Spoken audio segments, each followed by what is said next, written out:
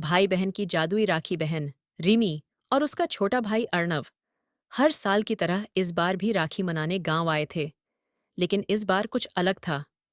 उनके दादी ने उन्हें एक पुरानी राखी दी जो सुनहरी थी और उस पर नीले पत्थर जड़े हुए थे। दादी ने कहा, ये जादुई राखी है, लेकिन इसे किसी डरावनी जगह पर मत पहनाना। रिमी को ये बात मजाक लगी।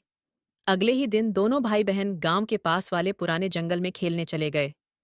ये जंगल सालों से वीरान था और गांव में कहा जाता था कि वहां आत्माओं का डेरा है।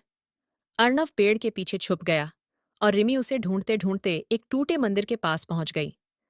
अचानक हवा तेज चलने लगी और रिमी ने राखी अपने भाई की कलाई पर बांध दी, ये सोचकर कि इससे उसे बचाव मिलेगा। जैसे ही राखी बंधी, मंदिर की मूर्ति की आंखें लाल हो गईं।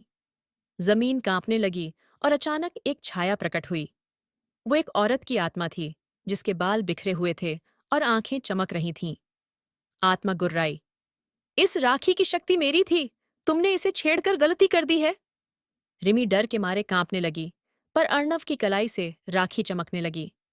राखी से नीली रोशनी निकली और आत्मा चीखते हुए पीछे हट गई।